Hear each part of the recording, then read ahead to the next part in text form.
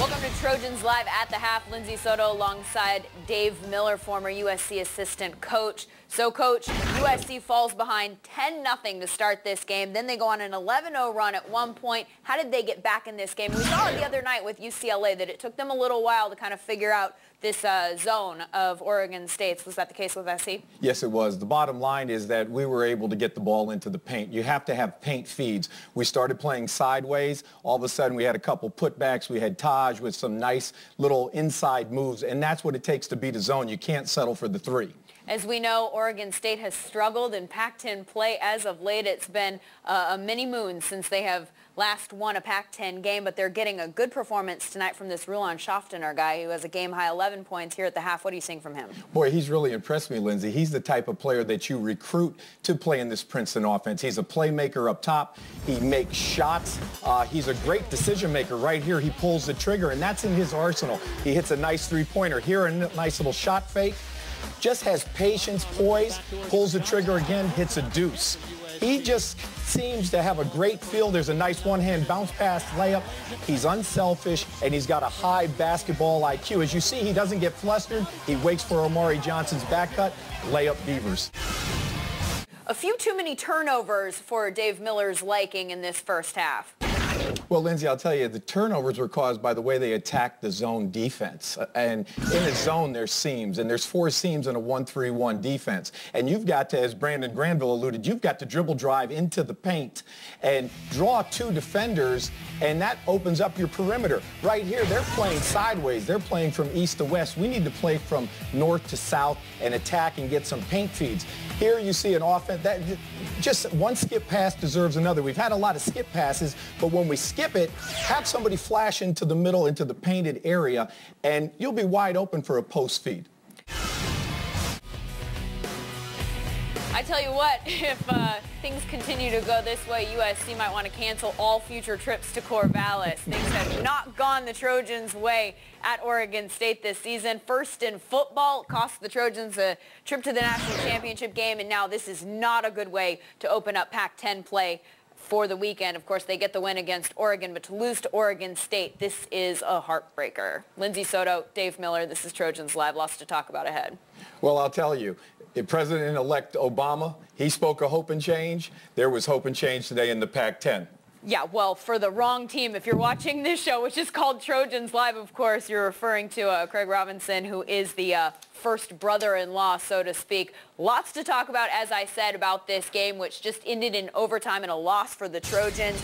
We will have analysis and interviews on the way. Dave Miller is going to tell us the Trojans' New Year's resolutions. Might want to add don't lose to Oregon State in the future to that list. And we will also look ahead to USC's next game, which is a tough one. They will look to bounce back from this incredibly tough loss in the Pacific Northwest as they host UCLA next Sunday. Dave, how in the world did USC lose to a team that had not won a Pac-10 game for 21 straight games? This is a team that's supposed to challenge for the Pac-10 championship. Well, I'll tell you, Lindsay, that's why you play the games, and that's why you have scoreboards and practices, and you keep score.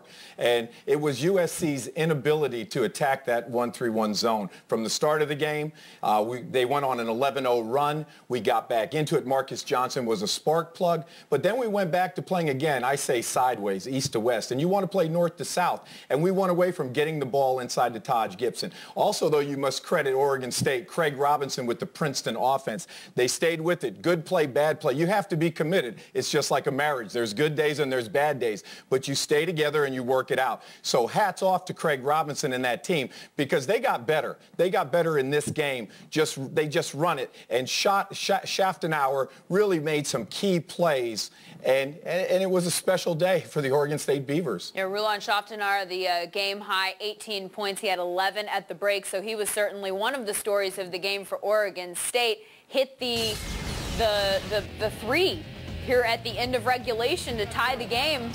Tell us what you're seeing here. Well, you just can't leave him. You have to have an awareness of a three-point shooter. He was wide open. I mean, it was just, he takes that shot probably 50 to 75 times a practice. I don't know how we got away. Calvin Haynes, instant offense. He reminds me of Vinny I forget who he was. He played at Baylor. Vinny Johnson played at the microwave. I'm like, I don't know where you're going here. Yeah, I know where I was going. But, I mean, instant offense. He was ineligible. He came back every game double figures, and he goes left. He's a lefty. And we just let him go left and score 2 times in the paint. In overtime, what did you see? Because we were using football analogies here on the set. Time of possession clearly in USC's favor, and yet Oregon State was the quick strike offense. Well, we had more second chance opportunities to win that game. DeMar DeRozan came in big. He was huge. But again, we came down, and I thought there were some ill-advised shots. They came back with what they did all game. They ran their offense. They looked at their reads.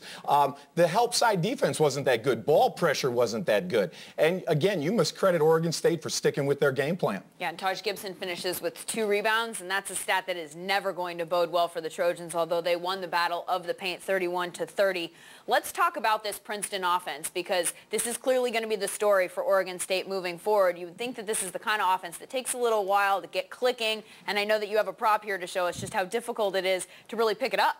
I do, and as a coach, Lindsay, it's very difficult to pick up. But as a player, this is the Princeton offense that we use with the New Orleans Hornets. Byron Scott, a great teacher of the game. But as you look at this, and you can see how thick it is, and I'm not going to go through every play, but this is a whole book. This is a whole book. As a player, it's hard to learn. As a coach, every coach on our staff had this card in their pocket. And this is the Princeton offense. And again, not to go through it, but it's just play after play after play, read after read after read.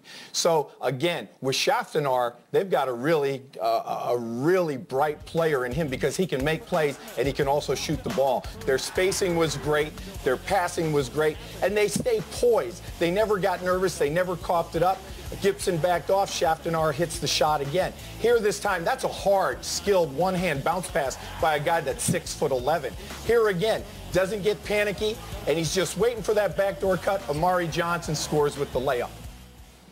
All right, so the Princeton offense worked for Oregon State today. We do have some interviews that we are going to be getting to momentarily as soon as we can get those for you. Do we have those now?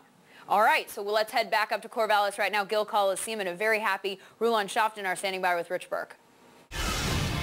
The story here from a positive standpoint, if you want to try and find a silver lining for the Trojan fans out there, and I'm sure you're looking for one because this is a tough loss to swallow, and that might be Marcus Johnson, who had 7 points in the first half, playing in just his 3rd game for the Trojans, of course, a transfer from UConn.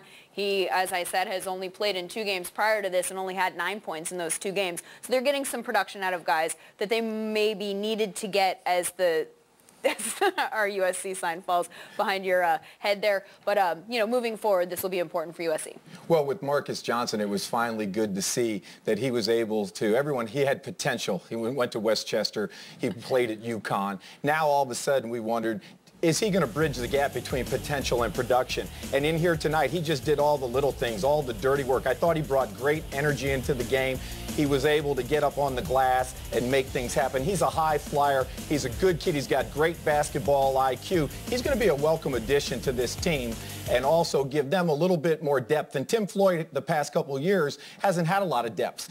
Somebody gets hurt, somebody gets into foul trouble. Marcus Johnson comes along, and he's going to be a welcomed addition as this team forges on, Lindsay. Well, USC just has had to deal with so many injuries and so many depth issues as the years have gone by. Last year, this was a major problem for the Trojans as well. And this year, they started off with all of this depth, and then they end up right back where they started last season, having to deal with these kinds of problems again. No question, but today wasn't a depth issue. Right. Today was an issue. It was just an issue. It was just an issue, and it was a huge issue. And we looked at that 1-3-1 zone, and again, I know Tim Floyd will be just pulling his hairs out like mine, because they never attack the seams. USC has got to attack the seam. When you have the basketball and you see a seam in the 1-3-1 zone, you've got to drive into the seam, pull 2 defenders to you, and freeze something up. Or I said this before at halftime. You saw all those skip passes, again, from sideline to sideline. But one good skip pass deserves a paint pass. So what I mean by that is skip it, make the zone, it's like a rubber band.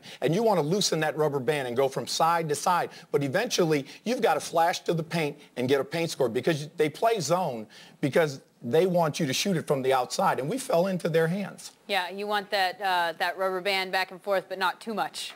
Absolutely. Not too much east-west, and that was, of course, a problem for USC today. Well, Trojans shouldn't feel so bad because a team that is better than them also was upset today. North Carolina falls to Boston College 85-78. So that will overshadow the Trojans' loss, as of course was not the case in football. So don't want to play the Beavers anymore.